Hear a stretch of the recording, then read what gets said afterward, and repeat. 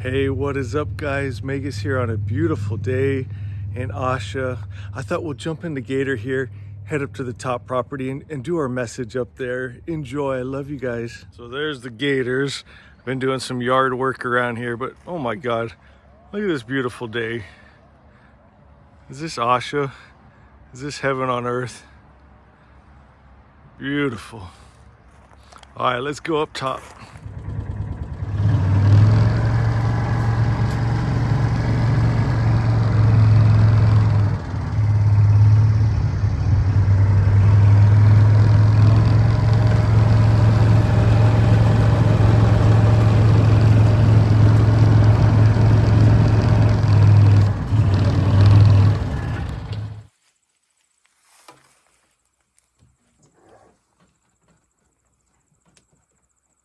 What a beautiful day.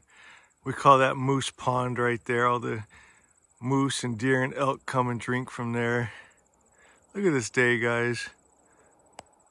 For you people brand new to the channel, I think I forgot to tell you we're Zoroastrians. We are the Magi. And today we're going to be talking about Asha, heaven on earth. And I think this is a pretty good picture of what it looks like. All right, guys, we made it up here to the camp spot. And there's a little fire pit. Here's my wood pile. This is just my little peaceful spot I come away to.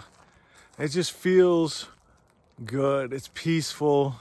It's joyful. It's my happy place that I wanted to share with you. And so today, I'll tell you what brought up this message. I was talking to a friend of mine, and he was just saying he couldn't believe how bad the world had gotten and that people have gone crazy. And I was thinking, really, I haven't noticed. I live here in Asha, and my neighbors love me and I them. And I mean, life is just beautiful. The deer and turkey actually come out and eat out of my hand. I don't see anything bad in the world, and I've been accused of keeping my head buried in the sand. But honestly, I keep my mind in Asha because that's what's real.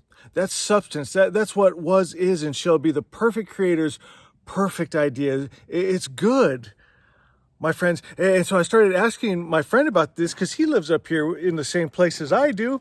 I said, well, where are you seeing this? And he said, on the news, right? So I'm saying you have to turn on a little box and stare into it to feel bad. Why do that? Well, he wants to be informed of what's going on out there. I want to know what's going on in here and in here in Asha. I want to know what's happening. This is what's real to me, not something in a box with people I don't know. The people I do know and the world that I touch, and I can go over there and hug that tree right there, and it's real and it's good. My friend, so why do we put ourselves in these hells? And then if they're not looking at a box and news, they'll just have wrong thoughts of what could happen or what could be.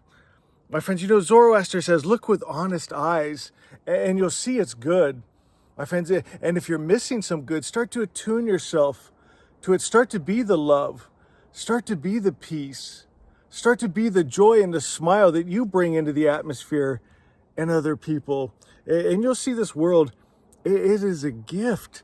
It's beautiful. Don't waste 1 second of it, my friends. All right, so let's grab a chair here. And I want to sit and talk some more because there's one thing we need to do to really experience Asha.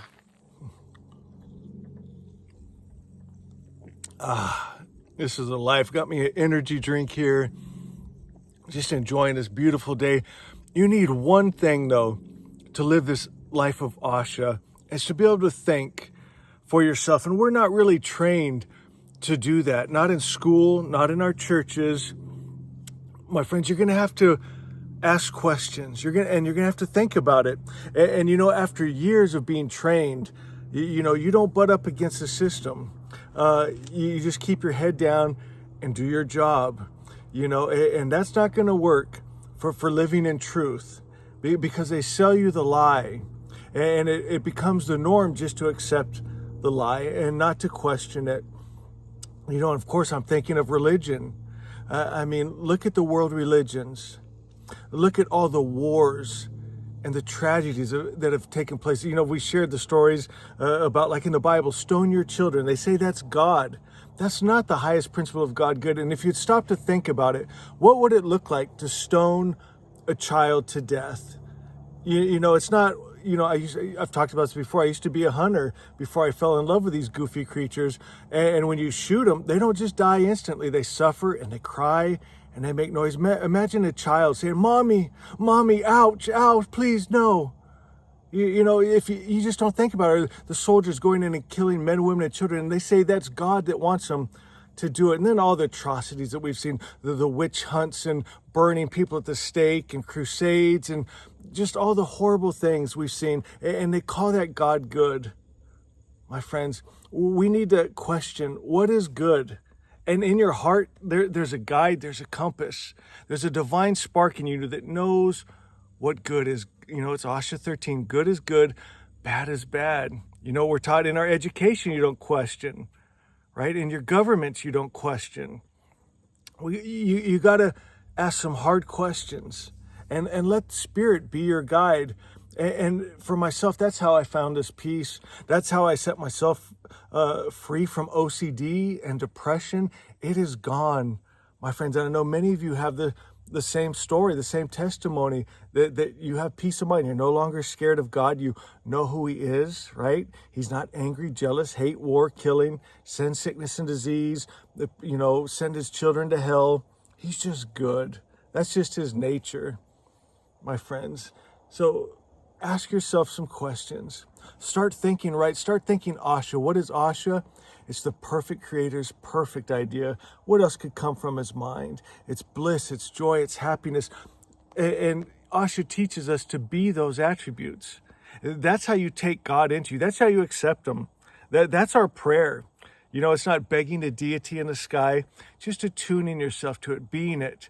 As you be the pure love, God fills you and you feel God. It's that oneness where there's no separation. Now you're not experiencing that separation because you are the love that hate, fear, and greed and violence can't live in, right? You're that peace, and you're that joy, that smile you can't wipe off your goofy face like me, my friends, and it's beautiful, and you're beautiful, and I love you so much. If you enjoyed this message, let me know. Go to the comments, say hello, and know I love you.